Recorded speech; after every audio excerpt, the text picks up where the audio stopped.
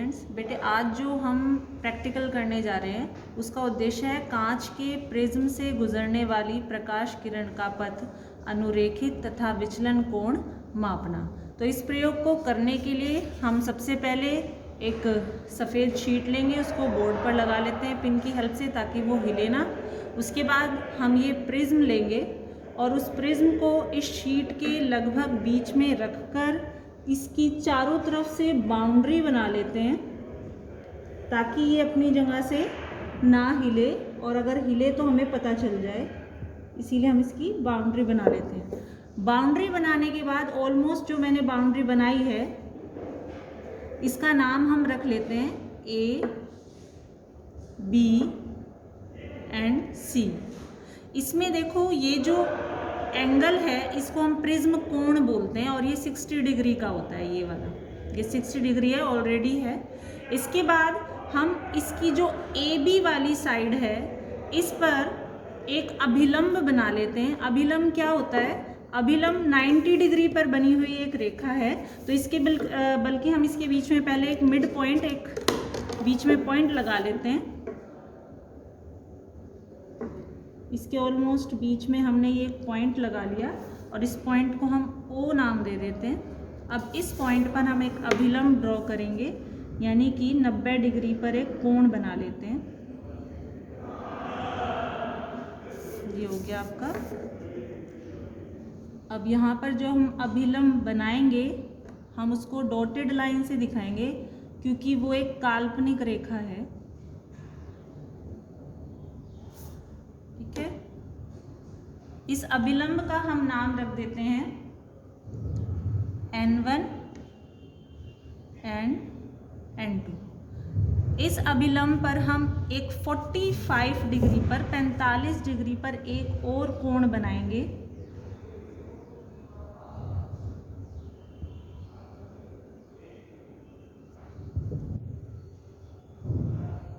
यहाँ पर एक और कोण हमने 45 डिग्री पर बना लिया और इससे होते हुए हम एक रेखा खींचेंगे।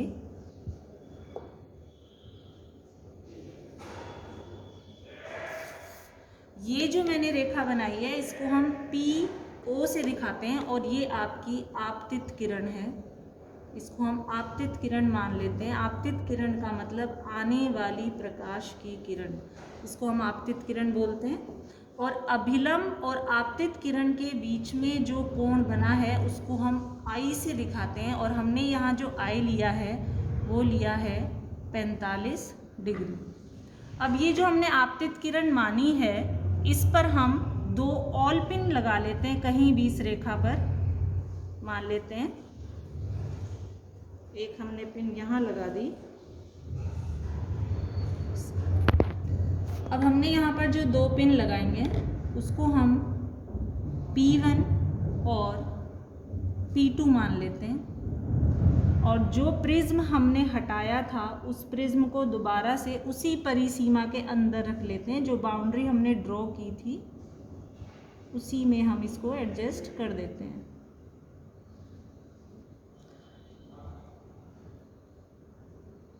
अब हमने ये जो रखा है यहाँ पर जो ये 2 पिन हमने लगाई है ये यहाँ पर वस्तु का काम करेंगी।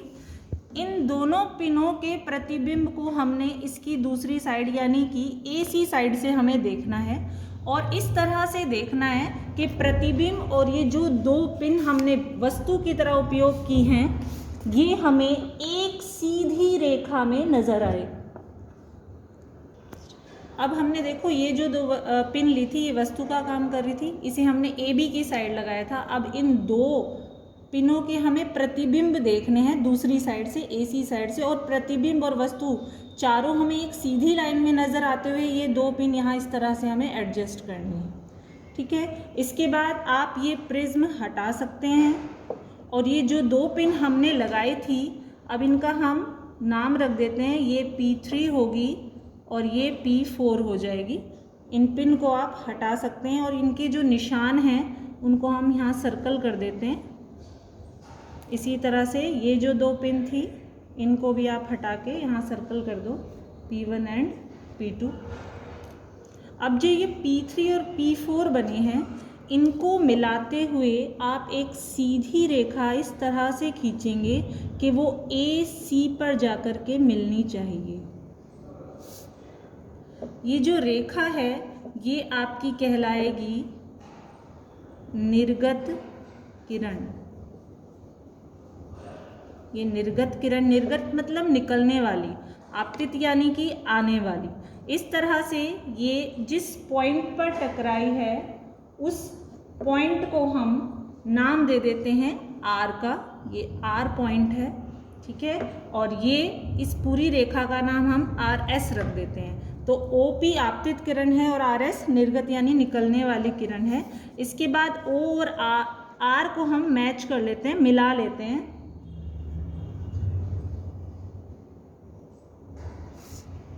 ओ आर को जब आप मिलाएंगे तो ये जो लाइन बनी है, जो किरण बनी है, ये आपकी अपवर्तित किरण कहलाएगी। अपवर्तित किरण। जब प्रकाश की किरण किसी एक माध्यम से दूसरे माध्यम में जाती है तो अपने रास्ते से हट जाती है, या तो अभिलंब के पास आएगी या फिर दूर जाएगी। इसे अपवर्तन का नाम दिया जाता है।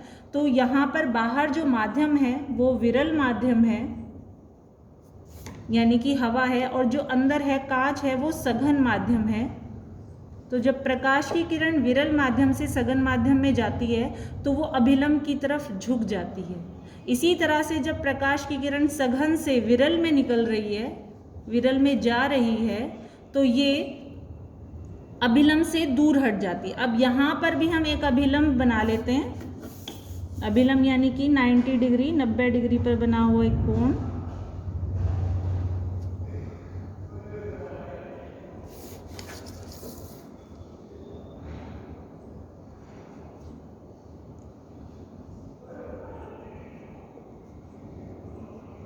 तो देखो यहाँ पर इस अभिलंब का भी हम नाम रख देते हैं। इसका नाम हम रख देते हैं M2 एंड M1, ठीक है। अब इस अभिलंब और इस निर्गत किरण के बीच में जो कोण बन रहा है उसको हम E से दिखाएंगे। ये है आपका निर्गत कोण। जो I था वो था आपका आपतन कोण। अब इसी तरह से जो आपतित किरण है, जब आप इसको आगे बढ़ाएंगे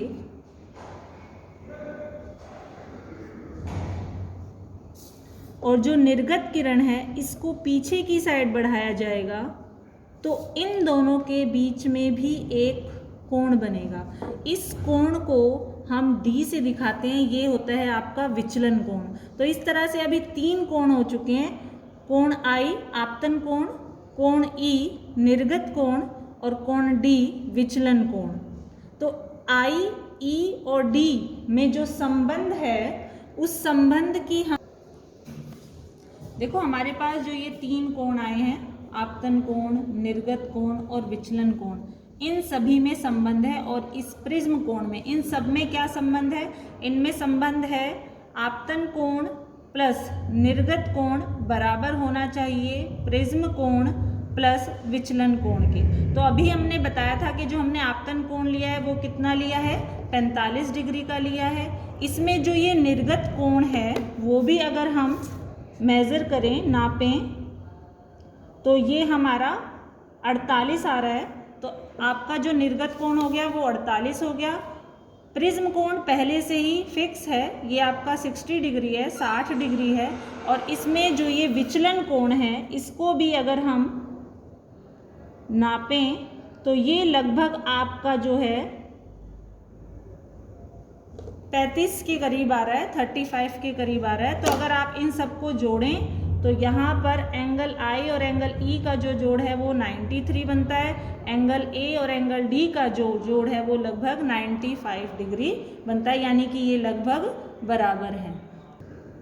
तो इस प्रयोग से हमने क्या सीखा? हमने ये सीखा है कि जब प्रकाश की किरण हवा से प्रिज्म के अंदर गई है तो उसका पथ, जो मार्ग है वो बदल गया, यानी कि अपवर्तन हुआ है। और जब प्रकाश की किरण अपवर्तित होती है तो अपवर्तन, आपतित किरण और निर्गत किरण, इनके बीच जो विचलन कोण बना है उसको भी, यानी कि जो D बना है उसको भी हमने नाप लिया और इनके बीच में जो संबंध है वो भी हमने यहाँ पर सिद्ध करके दिखा दिया।